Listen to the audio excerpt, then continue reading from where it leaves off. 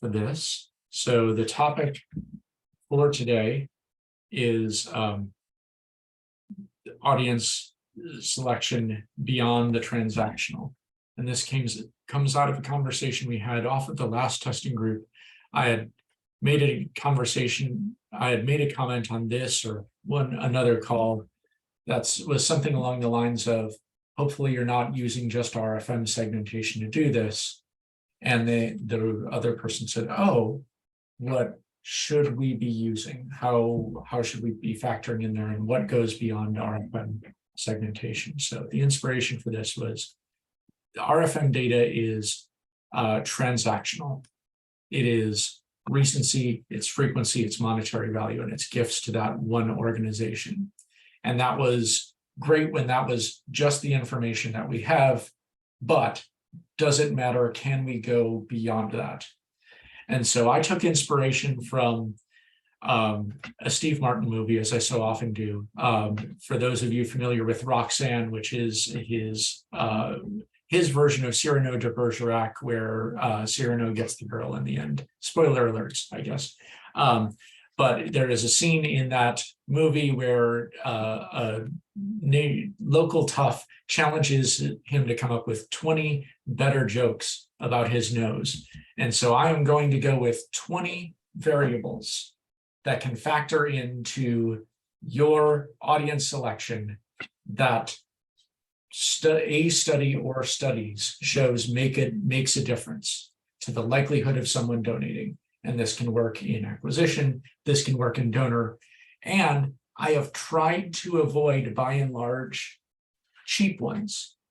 Like channel responsiveness isn't in here, even though channel responsiveness would absolutely be one of these variables, because choosing whether to mail someone, whether they've given a previous mail donation over and above RFM segmentation should matter. I did do a little bit of cheating because the first study gives 6 of these variables. So Dr. Russell James III, you've probably heard us talk about this in previous testing workshops. For those who have come, he does some of the best work that's out there on plan giving research. He is author of, I thought I might be able to just pull it here, but kind of the seminal work on imaging the brain of the planned giver and what can we learn from neuro fundraising.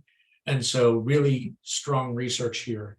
He was able to get data from the health and retirement study. The study was done in 2021 or published in 2021. And because the study is longitudinal, he had 20 years of data going from 1992 through present at the time of the study, and over 20 years of data. And that gave him more than 14,000 dead people, which not our usual study audience. We usually look for a pulse. But since this is planned giving, that, hey, what were the factors that cause someone to actually designate a gift? And with planned giving, that's the point at which you can tell whether someone gave or not. So the top 10 factors that he listed in whether someone will make a planned gift, only 2 of them, highest previous gift and highest previous gift in the past year, are purely transactional. The other 8 are not. First is how often the person indicated donating at least $500 to charity. That's not necessarily to that organization, that's to any organization. And so this is a case to be made for bringing in some of that co-op data, bringing in some of those shared data, some of that exchange data, because if you know if someone's giving to other organizations, they are philanthropic, and that was the #1 factor. Having no offspring, parental status, significant for planned giving. People are more likely to give to heirs if they have direct children who are still living. And in fact, some of Dr. Russell James's other research goes to how you can help break those bonds down in messaging around things like, did you know there's research that shows that heirs tend to fritter away planned giving income. They call it the spendthrift heirs language. That can help increase planned giving if someone does have gifts. Consistency in reporting having a funded trust, I kind of lump that under wealth, but wealth factors not accounted for in RFM also don't include likelihood of giving necessarily, but having wealth, obviously a good indicator of whether someone's going to be making a gift. Being female was number 5. That gender dynamic, women are more likely to make a planned gift than men. And you'll see gender coming into some of the other data in other areas throughout this data. One thing that I didn't factor for here is intersectionality. And you'll see in some of these studies how things like gender intersect with other data to give even more robust interactions. Wealth, not being married, probably similar to not having any offspring. You're more likely to give a planned gift, although people apparently care more about their children than their spouse, given number 2 versus number 7. Growing wealth, we'll lump that under wealth, and then consistency and volunteering. And I didn't put it in here, but there's a wealth of other research studies that show that people who volunteer are more likely to give to an organization. There isn't a sort of, I gave at the office, I gave at the bag stuffing, I gave when I donated legal services. People who volunteer are more likely to give to your organization. So that one, since I tried to go for feed 6 birds with 1 scone, as they say, when you're presenting to groups that may have animal rights organizations on the call. Since I did that, any questions or comments or those, or does that ring true for you in your modeling?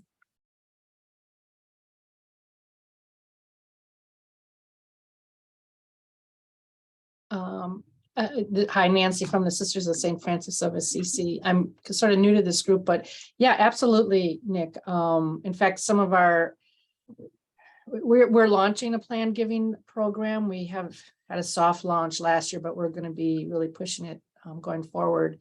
But our major givers pretty much all fit within these top 10. When I say major givers, people who give $100,000 or more. Yep. Yep. And well, thank you very much for joining. And if you are launching estate planning, I strongly encourage Dr. Russell James's research, because there's other fun information about the language that you use that gets you gifts and wills. The language that we often use, estate gift and bequest, and those sorts of more complicated forms tend to turn people off. Just ask for a gift in your will. Those fun 1-syllable words he finds have really strong indicators there. Other things from his research that may be pertinent, having case studies or testimonials from donors is one of the most powerful things that you can have they give in there. And I know I'm not breaking any new ground there, but that's even better than having like the spendthrift heirs language that I talked about earlier for his research. So thanks, we're glad to have you. Number 7 is ideology. And I'm getting into moral, and I should stress that I'm going to try to go through this presentation without any sort of moral judgment on different people being different ways, except clearly from the previous slide, women are better than men. Other than that, we'll make no judgments here. But here, not trying to make any judgment on ideology, but people on both the left and the right of the political spectrum talk about this moral foundation theory. And so if you are interested in this, George Lakoff talks about this from the perspective of from the progressive side of things, and Frank Luntz talks about it from the perspective of the right side of things. They both are saying the same things, essentially, but you may want to choose which book you read based on what side of the political spectrum either you're from or that you want to learn more about. But there's this idea of moral foundations theory, that there are 5 things that people can base their morals or ideology on. Harm and care, I want to prevent harm to people. Fairness and reciprocity. In-group and loyalty. Authority and respect. And purity and sanctity. And both authors and a bunch of authors other than those more ideological ones say that progressives will look very much at the first 2. more than the bottom three. And conservatives will value the bottom three more than the top two. And again, no value judgments on which is better or worse, but you can think about the type of language that you hear on either side. And that might tend to ring true to the type of language that you hear politicians using, because they, or at least their consultants, have looked at this research. And so researchers went in and said, well, can we change language in our mail pieces and get, and in fact, these were, I say mail pieces, this was an online study, and increase the intent to donate and then actual donations. And we have a note in the chat. Can you provide names of individuals who focus on progressive and conservative donors? Absolutely. Frank Luntz is the researcher that I've looked at on the conservative side, and George Lakoff on the more progressive side. Luntz is kind of a practicing political consultant, and Lakoff is, I believe, a more academic, looking at the structure and function of language. And so more of an academic on this side, but both very interesting reads. And Lakoff is Lakoff. And Abby has Luntz spelled right in the chat. So thank you, Abby, for catching those. And for those who would like to start a book club separate from the testing group, as you can see, I'm a big fan, happy to go through the archive. Both of these are up on the shelf and in the audiobook collection. So they put together language that they called binding moral foundation. And this was language designed to appeal to those more conservative bottom three things. We're looking at, nope, sorry, I mislabeled these. So this one is the binding moral foundation. We are looking at educational and spiritual needs of abuse and neglected language. Children advocates fight for every child's right to be protected, champions efforts to make informed and responsible decisions in a safe community environment, character and leadership development, those sorts of language here.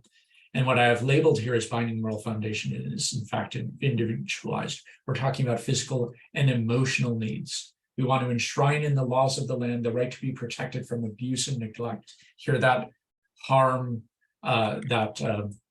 care language that we talked a little bit about, in that here are our programs and services. We have a hotline. We talk about good touch, bad touch. We're not getting into leadership development. We're not talking about these type of authority and respect languages. So does that language make a difference? And it worked for Strong. So they broke it down and they said, we have these two different pieces of language. First, how much do you believe one way or the other? How strongly do you come into these types of languages? And those people who had high moral identity internalization, which you can kind of operationalize as those either on the right or on the left more strongly.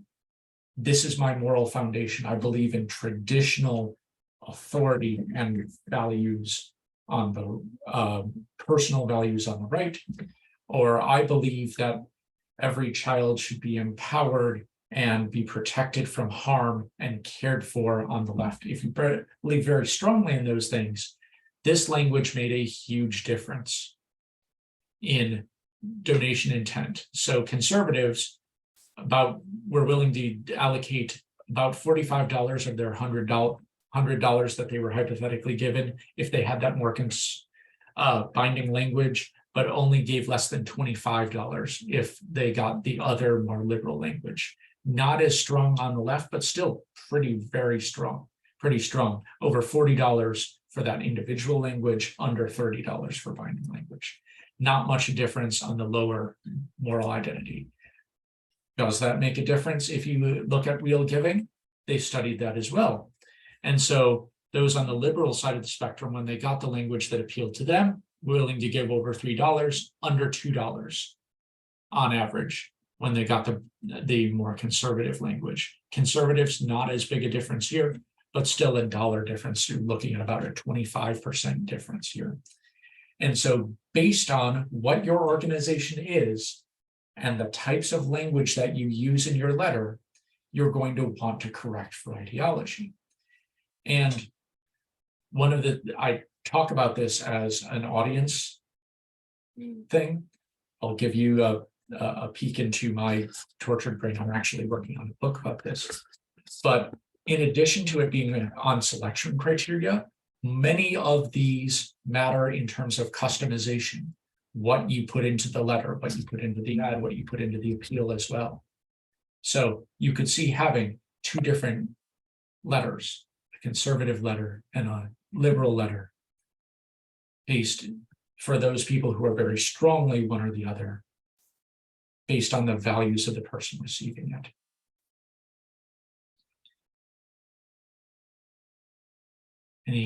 Before I go on, any questions or comments about that? So even if you don't use this for your audience selection, if you are a progressive organization and you are using authority language, pull that stuff out, put in some of the more progressive language and vice versa. We mentioned that having kids matters in terms of planned giving. How about having parents? Parents, everyone has them. So yes, sounds consistent with community-centered fundraising. I would agree with that. And what we're talking about here are all ways, in my mind, of customizing to the donor without getting into donor hero language. You're telling the donor in the language that they want to hear the impact that they will have, but not necessarily the kind of savior complex language that can sometimes come into things. And so how do we make things effective in that framework? And as you can tell, I'm a big fan of customizing, of really narrow audience selection, and find those to be really more effective. So parents, everyone has them. Do your parents matter in terms of your giving? And this is from the Indiana University at Purdue. And their look at, they have a center focused on philanthropy and then specifically to women's giving. And one of the interesting studies that came out of there, strongly recommend the whole bunch of them. Once you're done with Lockoff and Luntz, actually, I put Indiana University first because some fascinating stuff coming out of there. So first, we all know that kids today don't donate as much as their parents.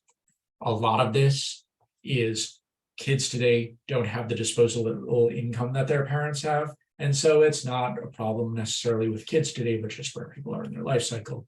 But I like to picture the person on their lawn shaking their fist at kids today. So parents tend to give more than kids. Not terribly surprising there. And we do see a kind of drop in philanthropy as the decades go on. So do who the parents are matter? And they do. If your parents gave, 81% of you will give. If your parents didn't give, 72% will give. So that's about a 10% drop from if your parents gave to versus if your parents didn't give. So statistically significant difference. Now, we talked a little bit about intersectionality earlier.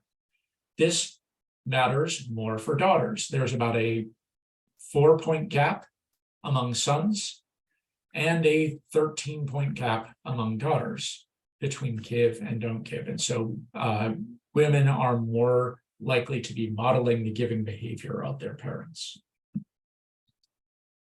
Your parents' giving frequency also matters. If your parents not only gave, but gave more frequently, you're more likely to give. If they gave, but gave infrequently, you are less likely to give. And again, that factor is stronger among women than among men. And wealth matters.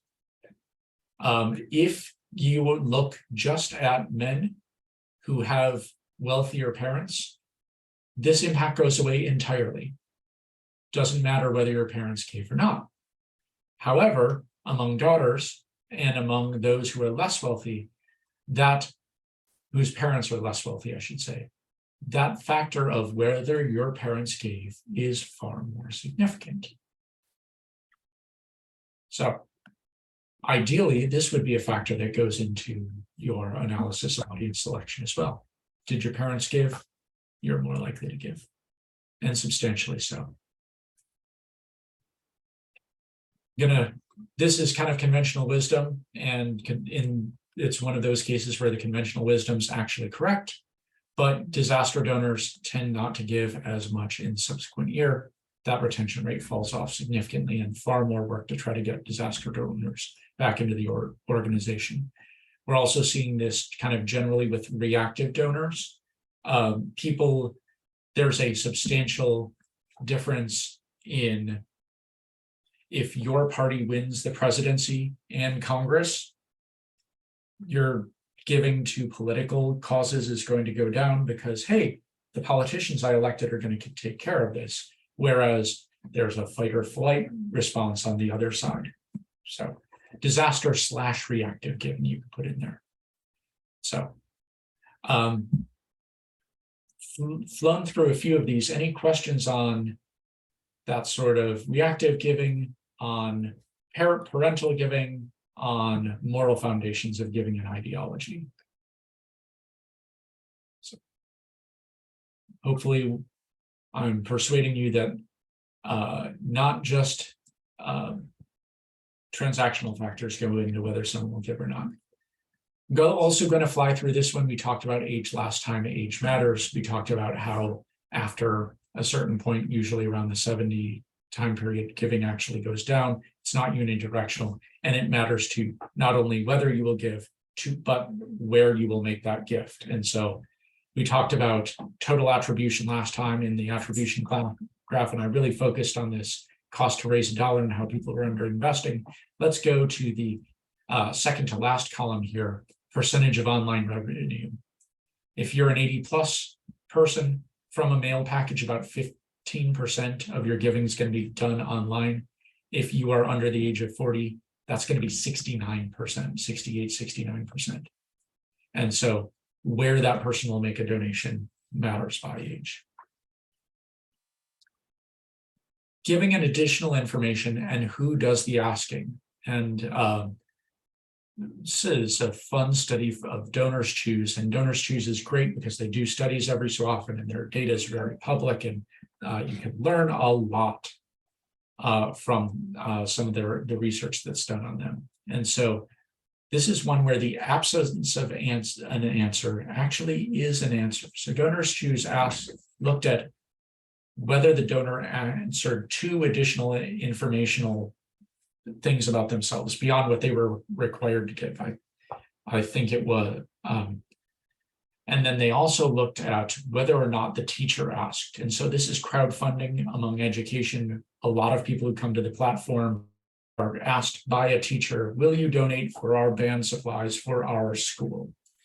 And so those people who are asked by a teacher are by and large less likely to give again, because there are other groups of people who are coming to the site just out of the goodness of their heart and saying, I'd like to give to an underprivileged school, don't really care where it is. And so it's kind of like the difference between a disaster event donor and a donor to the mission, but not as significant. So which of these is the more significant variable? Well, they're both significant, but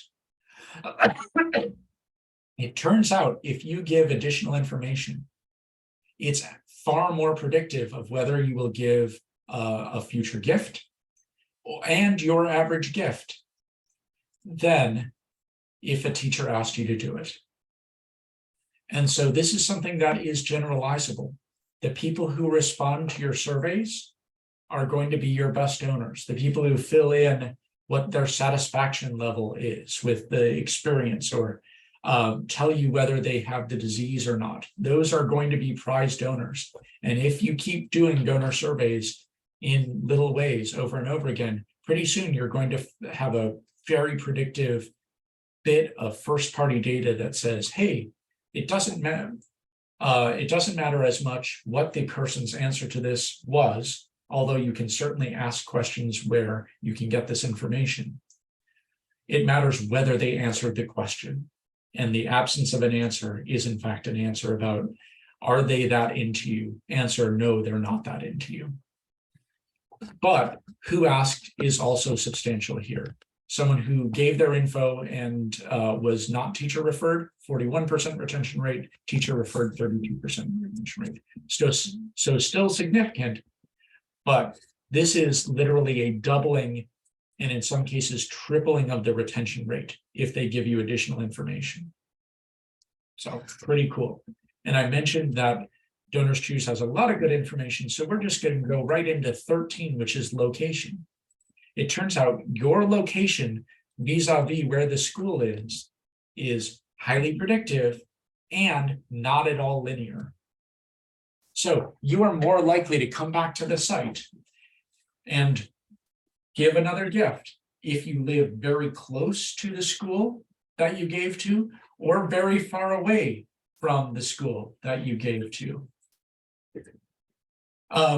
So a question in the chat, and a really good question, is there a why on this one? You'd think the more personal teacher ask would increase retention.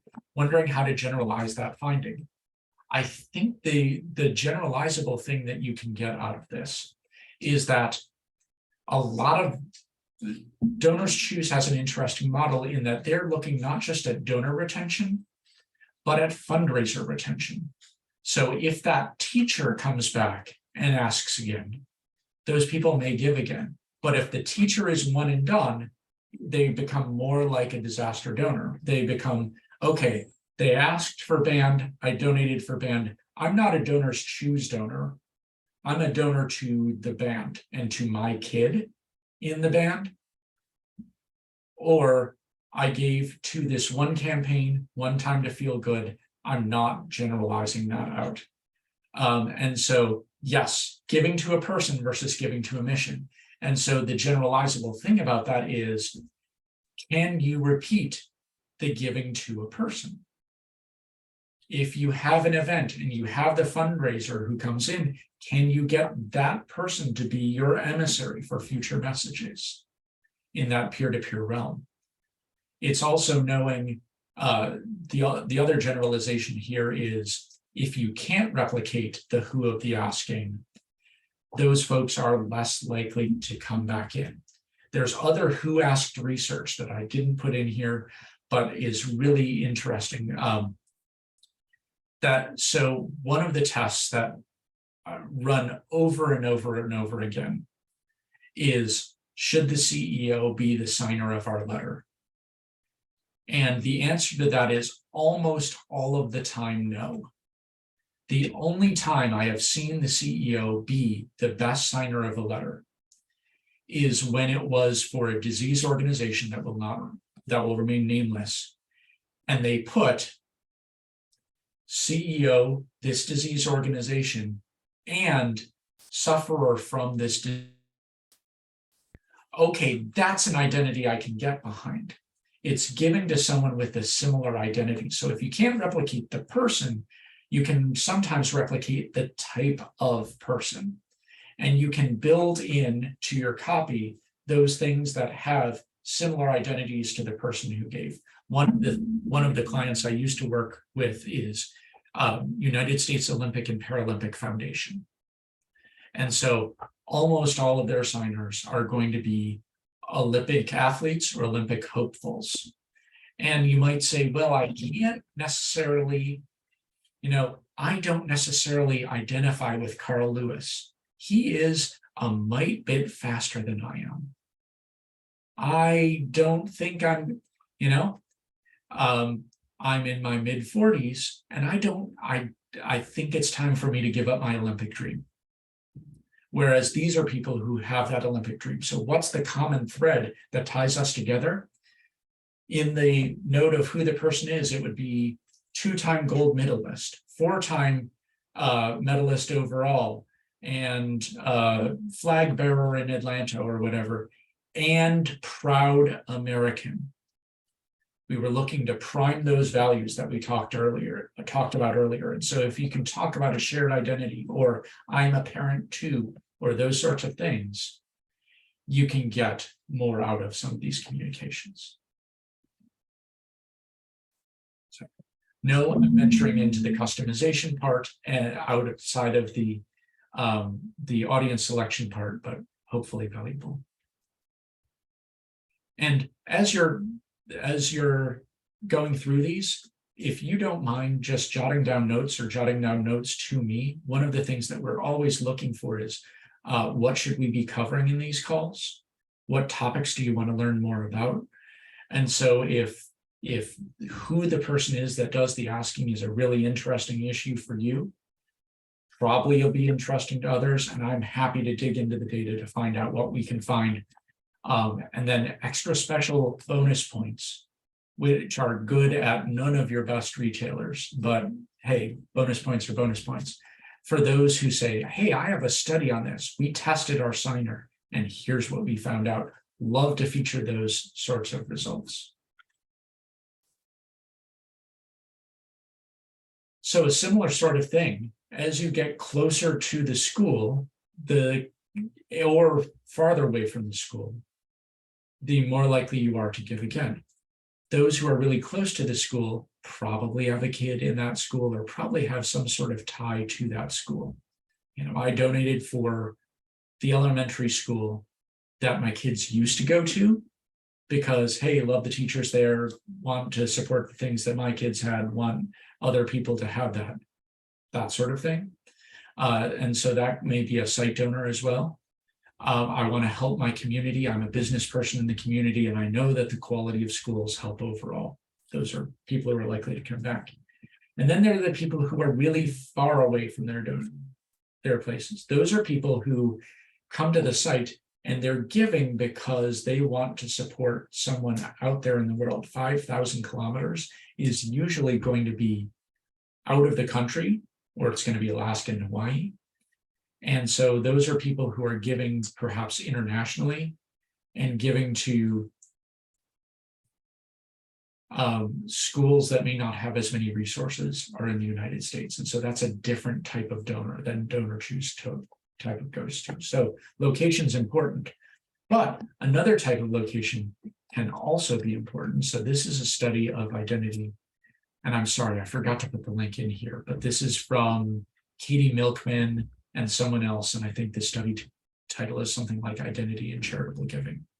But they did a study with American Red Cross, and this is an oldie but goodie study from 2009. They went to a lapsed donor audience, and so they customized the outer envelope with, hey, are we raising money for the annual fund? Are we raising money for the winter drive? Are we raising money for this state, or are we raising money for the community? And then they also, in this study, they also customized to lapsed donors and found that if you put the date of the last gift in, you can increase their giving by 20%. So that's an extra bonus thing that's not related to this, but hey, while we're on the study, let's do the study. So was there a difference in whether people gave based on what was on the OE, whether you're giving to the annual fund or the state or the community? So let's look at response rates. Customizing to the city level was better than customizing to the state, which was better than customizing to the annual fund, which is better than customizing to winter, because apparently people hate winter. But the thing that I didn't know about, and the things that you will know about from having come to this call that other people who look at just the slide deck won't get, so extra special bonus, is that the smaller the city was, the more there was an impact of the response rate. And that has to do with the local identity there. You know, if you're in New York City, yeah, I'm a New Yorker, whatever, maybe there's a shared identity there. But if you're in Greendale, Wisconsin, or Spring Hill, Tennessee, or smaller community, you have more of a bond to it. And so that, and you identify more with the people who are there. You know, if I don't respond from Greendale, 15,000 people, there may not be anyone that responds from Greendale. And so I'm holding up the flag here. And so location matters. And if you are customizing, and if you're selecting your audience, you should know that when you customize to location, you're going to have an increased response rate among smaller town people. And that you should be doing that customization. Any questions on those last few?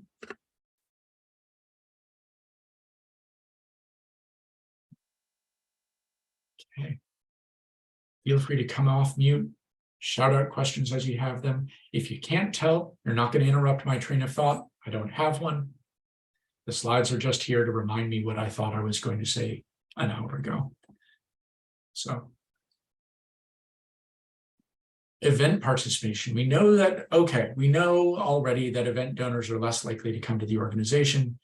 As was noted in the chat, there's giving to the person versus giving to the mission. That comes up writ large in event participation. But within our event participants, there are different subgroups. And so this was a study from MS Canada where they looked at 4 different groups. And they found that there were 4 essentially clusters of folks. And if you are a McKinsey consultant or whatever, you would put this into a 2x2 grid. Are they interested in the cause? Are they interested in the sports? And so those people, and from best to worst, highest retention rate, highest giving to lowest. Event enthusiasts, people who want both. Cause fundraisers, those who are identifying with the cause, they could give up care about the fact that they're there for a 5K or whatever. They're there for the cause. Coming down, those people who are interested in the sport, but not the cause. And then there are literally 20% of people who, I don't know, maybe a family member dragged them, not really sure why they're there. That's that 20% of people. And those people who are interested in the cause and the sports for MS Canada were 31% of the sample. Another 13% had a cause only identity. 36% were interested only in the sports, and 20% were those people. And so you see that the people who have the closest relationship to the cause were the best donors. That replicated with an endurance event that's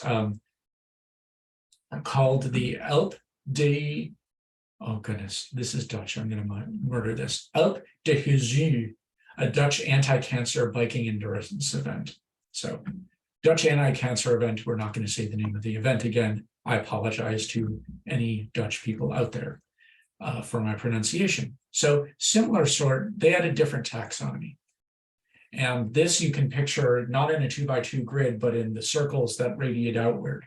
Those who had a personal tie to cancer, 30% of people. Then there were people who say, I don't have a personal tie to cancer. Don't know how that's possible, but you know, don't have a tie to cancer, but I believe in the cause. Then the next circle out. I don't believe in the cause. I just believe in doing good in society.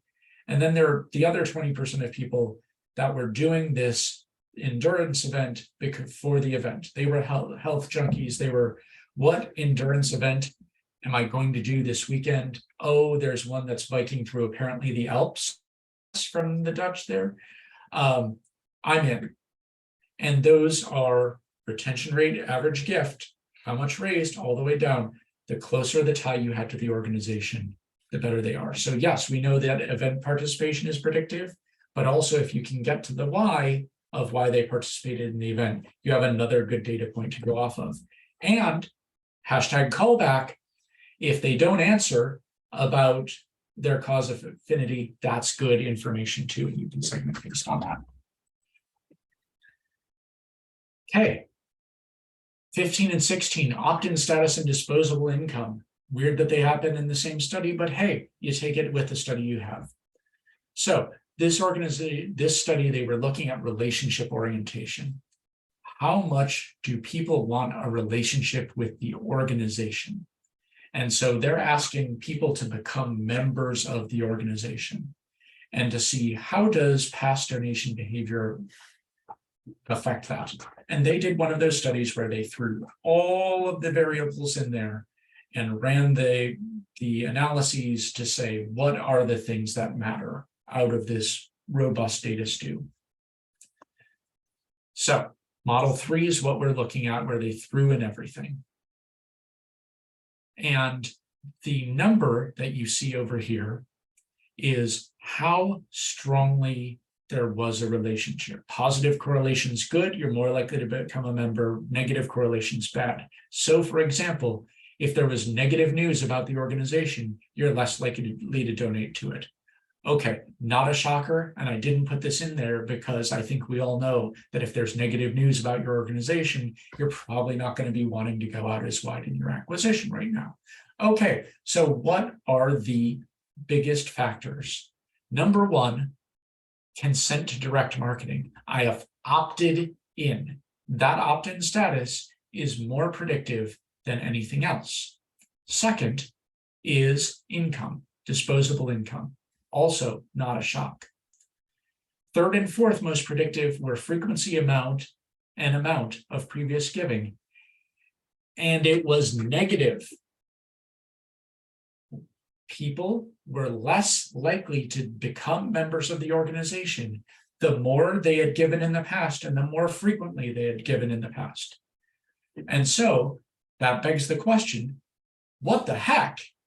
Because we know, I've bagged on RFM a significant amount during this call, but they are predictive. They're not the only predictive things. They're not the only things you should be using, but they are predictive. So what the heck? Well, it turns out that when you take out these other variables, like whether they've consented to direct marketing and income and things like that, you've basically sucked the predictive value out of those variables. And in fact, what the researchers found that some donors are not relational donors. If they haven't opted in, but are still frequent givers or high-level givers, that's probably the relationship they want. They're occasional donors. They're not relational donors. And so these are people who instinctively write the check. They are the neutrals. They like you. They're going to send you a check. They always have. They always will. But they don't need that membership label on them. They don't want to join or belong. Whereas people who opted in, they are in. They are a jet. And when you're a jet, you're in it all the way, even if you don't smoke. So interesting that those are more predictive and in fact positive relationship, whereas when you take those things out, you take out the people who are interested in the relationship and are just there to give, who are wonderful people, and we love them and we want them to keep giving also. But those aren't the people you go to with your membership offer. They don't want to wear the pin. They don't want the bumper sticker necessarily. They want to just give and let it be. We have a question in the chat. Oh, comment in the chat. DM is a good anonymous donation channel. Yes, direct mail is a good anonymous donation channel. And that's where a lot of the donors that we acquire through mail give because they are good and we are good. And there's a synergy there. There's probably some sort of deeper cause connection. But yeah, I'll mail my check. Don't necessarily call or bother me. Thank you, Gary, on that. Good notes. Feel free to unmute and shout them out if your folks aren't feeling shy. Shout them out. But yes, mail's a good anonymous donation channel. And you still can segment to find those people who want a greater relationship. If they've opted in, if they've written something on the reply device, if they have an omni-channel relationship, if they've called you, if they've answered those additional questions, those sorts of things that indicate they want a greater relationship.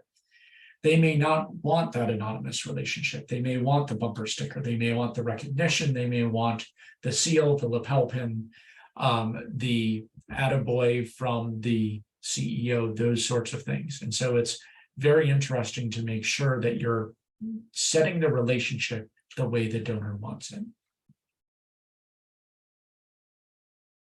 Okay, we're into the home stretch. Let's see if we can get 4 more. Slacktivism. These are the people who, there are a lot of good studies on this, and I put in a link to another one that's more about if they've engaged on Facebook, but I just love the Poppy study. So in the UK, more than in the US, although you do see it in the US sometimes, the poppy is a symbol of support for veterans organizations, and it comes from World War I, and it comes from the poem In Flanders Fields. And I'm not going to be able to remember enough of the poem to be able to recite it, but it's about where the fallen were during that war, in the poppies fields in Flanders. So on their Veterans Honor Days, you wear a poppy in honor. So they gave people a poppy at one end of the hallway, and they either gave it to wear, or they gave it in an envelope, and they gave some people nothing.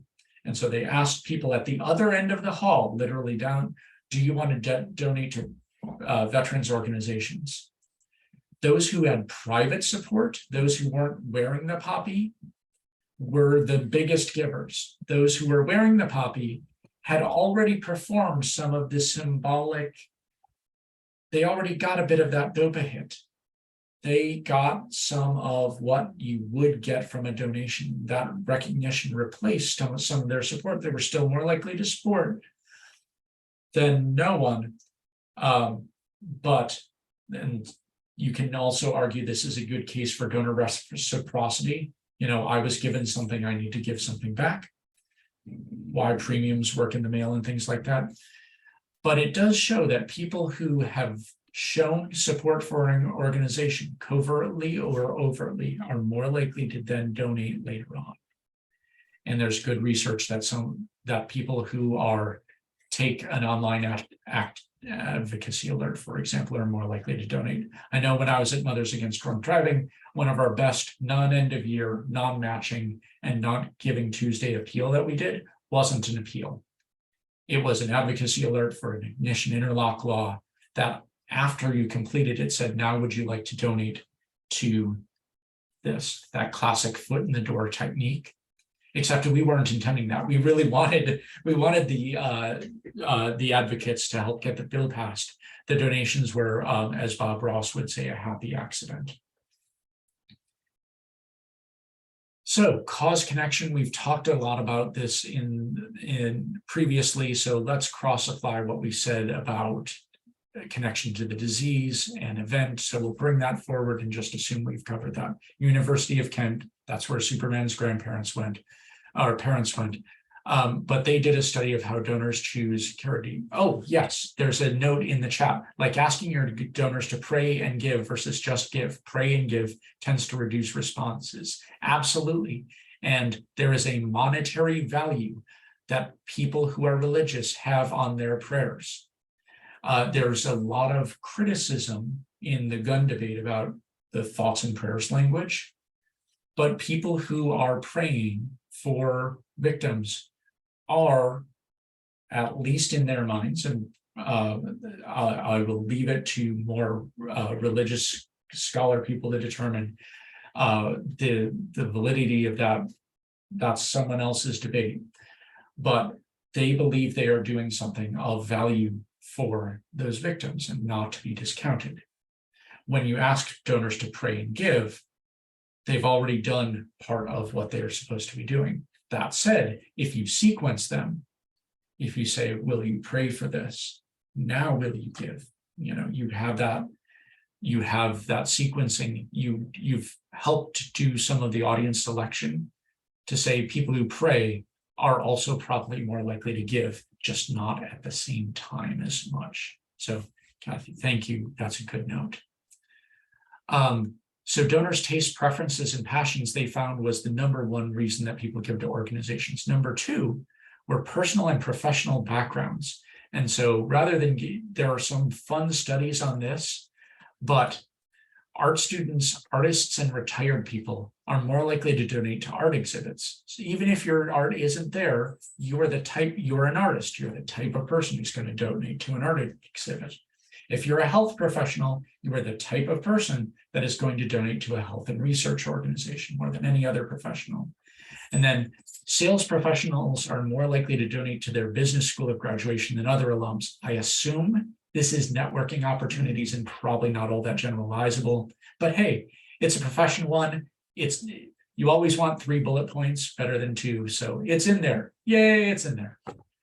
And then finally, one of the weirdest ones.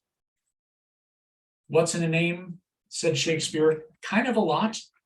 People are more likely to donate to disaster relief if the hurricane shares their own initials. So I'm more likely to donate if the hurricane starts with an N or an E. GoFundMe donations go up if you are a Johnson and they're a Johnson, even if you're not related. You're more likely to give to a human tragedy if you share an initial, first name or last name, with either the victim, you want to help someone like you, or the perpetrator, you feel guilty, kind of like the hurricane example. And donors choose donors. I said they're a wealth of information, are more likely to give if they share an initial with the teacher who does the request. And so names matter. And if you have a signer who's, if Sheryl Sandberg is signing your letter, you probably want to select more S's for this mailing for other people. And if you're anonymizing someone in the story, could you customize that name to the person? Probably for some common letters, probably not for your exes. If they see a bunch of Xanders and Zenas and things like that, all in your letters, they're going to suspect something. But the people who have S's go to town. So 20 things for audience selection. You miss all of it if you're doing transaction-based segmentation. And you miss a lot of the benefit of it if you're not also customizing to these things. And I didn't cover a lot of common ones that we already talk about, like channel selection, satisfaction with the organization, that wonderful first-party data. There's what was the behavior on the website? That's great selection factor. Did they just move? Is a really good common one because people are more likely to change their charities when they move, especially if it's local organizations. And so you may say to yourself, how can I keep 23 variables in my head simultaneously? Because we have 3 from RFM, we have the 20 that we covered. How am I going to keep all of those in my head? Even if there are only 2 factors for each of those variables, that's 2 to the 23rd power, which is about 8 million-ish, plus or minus. Let's go with 8 million. I'm going to pretend like it's 8 million. 8 million different combinations, plus all of the other ones we mentioned, plus a lot of these are not dyads. Plus, I didn't talk about race, ethnicity. I didn't talk about religion.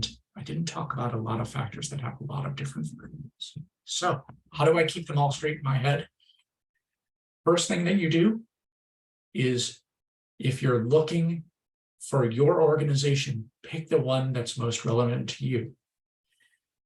Nancy, if you don't mind me picking on you for a second, religion is going to be an incredibly important one to your organization. And it may not be to an organization that is an environmental group. That's probably not going to be their primary factor. For environmental organizations, people have affinities for lakes versus oceans versus trees.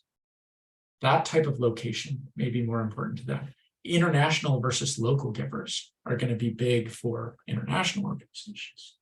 So pick the ones that matter to you, start with those first.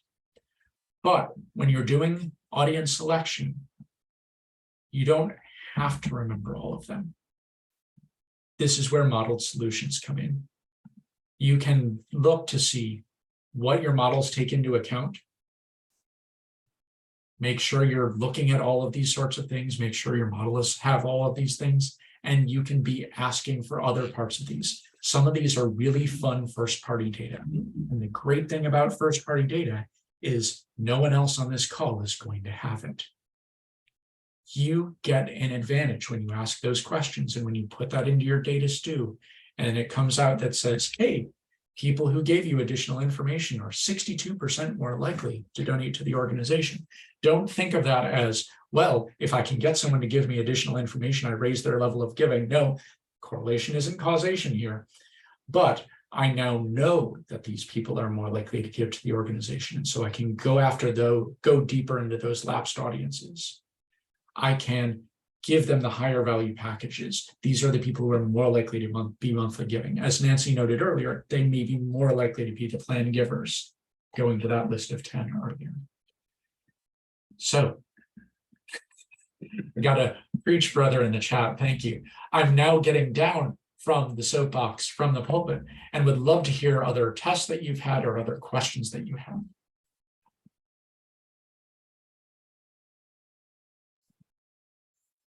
Since we're recording, I want to shout out one nugget that's in the chat. Gary notes that I once tested mailing 2 very different letters for a local volunteer ambulance, typically got 50% response rate. Results were identical because they figured that people chose to donate looking at the envelope at the return address. And while we're talking volunteer ambulance, one of the people are more likely to donate to organizations that they are more likely to use. So there are a number of sea rescue charities in the UK. One of the big ones did a study and found that people who lived at the coast were more likely to donate because people who lived at the coast are more likely to need rescuing at some point. So lots of fun stuff. Yeah, I'll elaborate on that test. The organization came to us, and initially they had this kind of fold out envelope that you refold to mail back with your donation, and their message was, "Help, we're desperate, we need money." And we decided that in their zip code, which was their region, they had 16,000 households. And so we said, let's do a test. Let's one, make a more standard format of number 10 envelope and a letter, but then let's have one letter along the lines of help, we need money, and the other one kinder and gentler, saying we're members of your community and we're here for you. And like I said, the first response was identical, and we said, how do people get 2 completely different letters and get identical response? And so we figured, well, it's the envelope. They either opened it and decided to donate or they didn't. And then after that, we said, well, let's try 1 additional inserts and 2 more information about what we do in the community besides just we're an ambulance. And we talked about volunteers being involved and in community activities, and those kind of things lifted the response when we tested it. So, as you were saying, the local community involvement. Yeah. Absolutely. Any other notes? Any other comments? Then let me know what you would like to hear more about. This was a sampling platter. We have a lot that's out for sampling. Would love to hear what you'd like to hear more about. Or you say, oh, I'd like to hear about something completely different. Would love to do that as well.